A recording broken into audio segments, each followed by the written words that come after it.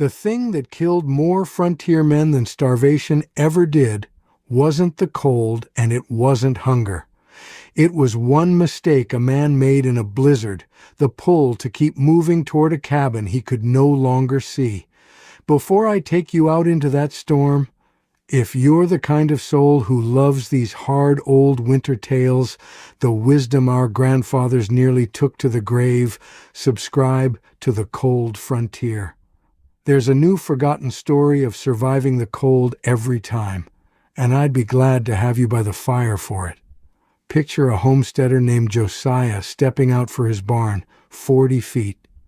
That's all it was, 40 feet from his own front door, a walk he'd made maybe 1,000 times, morning and night, half asleep. He steps out, and the wind turns the air to white wool, and he never comes back. They found him in the spring, when the thaw finally gave the ground back, frozen stiff against a fence post. A fence post he had walked past 12 times that very night, close enough to touch. And back in the cabin, on the wood stove, the coffee was still on the stove. Still sitting there where he'd left it, waiting for a man who was 40 feet away and might as well have been 40 miles. Now, if you think you'd have known better, if you're sitting there sure you'd have found that door, stay with me. Because so was every man they found in the spring. Every one of them was strong. Every one of them was certain. And every one of them was wrong. Here's the hard truth of it, and I'll give it to you plain. It wasn't the cold that put Josiah in the ground. It wasn't hunger, not in 40 feet. What killed him was that he kept moving. The killer was motion. And I'm going to walk you through exactly why that pull to move was a death sentence, and why the men who lived did the one thing that felt completely wrong. But first, you have to understand what he was standing in, because a true frontier blizzard doesn't just chill a man, it erases the world. There's no horizon, no ground under you that you can trust, no sky. Just a solid, roaring wall of driven snow coming at you sideways, and it takes everything, every fixed thing your eye could hold to, and it wipes it clean off the earth.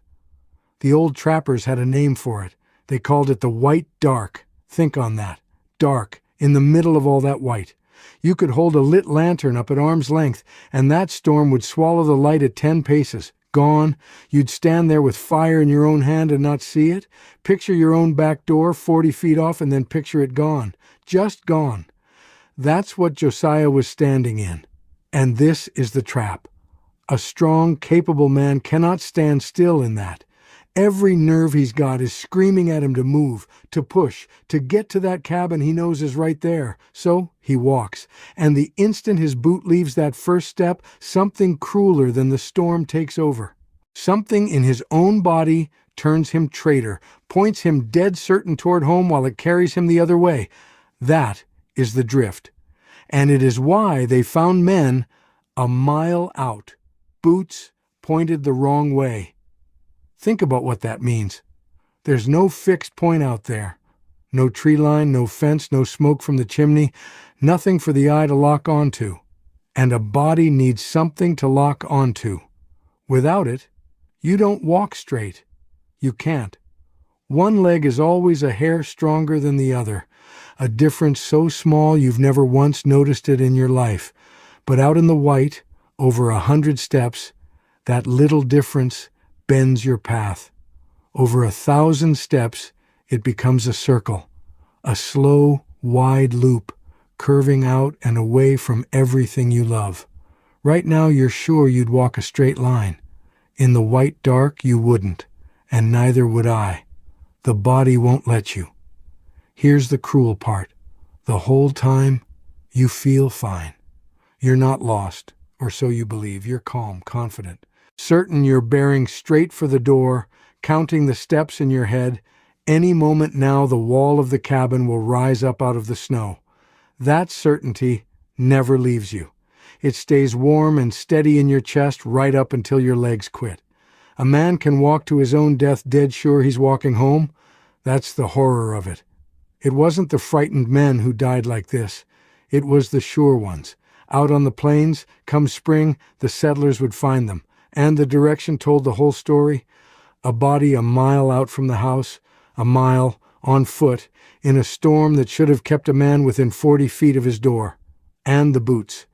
The boots pointed the wrong way, turned clean around, aimed out at the empty prairie, away from the chimney, away from the warm bed, away from home.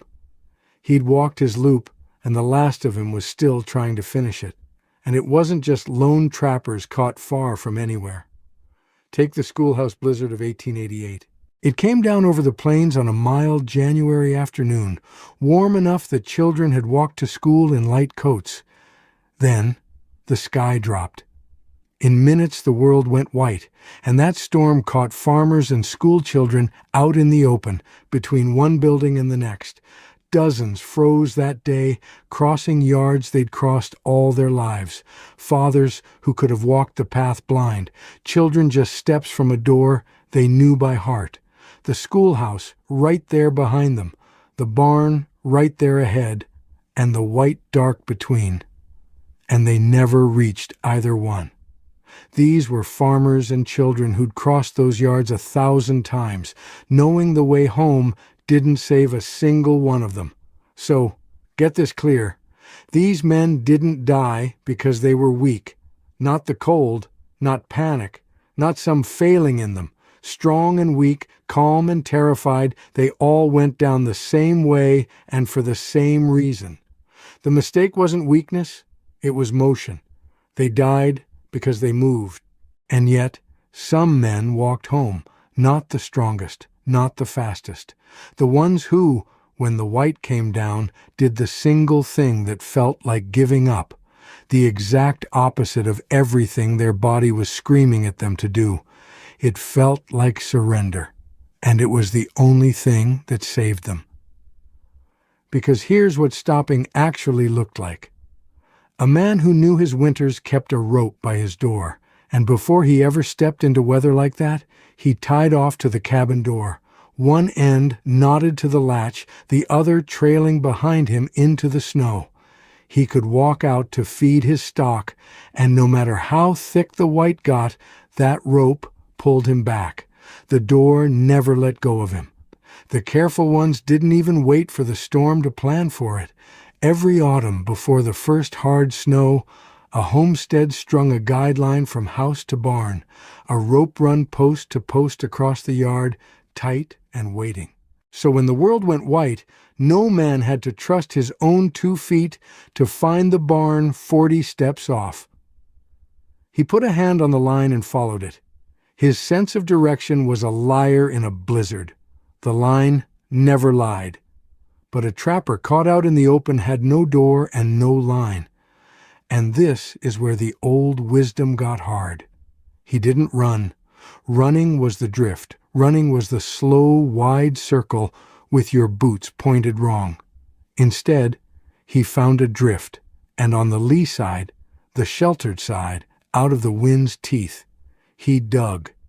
He built a snow hollow, scooped it out just big enough for his own body, and he crawled in and curled small. And then, the strangest part, he let the snow become his blanket. Now that sounds like madness, packing yourself into the very cold that's trying to kill you. But the old-timers understood something a scared man forgets. Packed snow traps your own warmth far better than open air ever will. Walls of it around you, and the heat coming off your body has nowhere to run.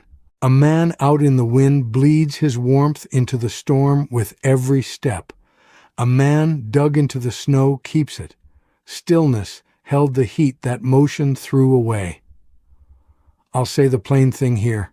This is old lore, hard won, not a dare. The frontier learned it the worst way there is. And then he waited. He counted hours, not minutes, because the men who lived through those winters knew a blizzard, however violent, however loud, usually blew itself out in a day or two. You didn't fight it. You outlasted it. You held your heat and let the clock do the work the storm couldn't finish. So here it is. The whole hard lesson the frontier paid for in bodies. When you can no longer see the shelter you know is there, do not go looking for it. Stop. Tie off. Dig in. Hold your warmth, and let the storm pass over you. It is the exact opposite of everything your body is begging you to do. Say it back to yourself, because it's the one that saves you. When you can't see the shelter you know is there, you stop. That's the whole of it.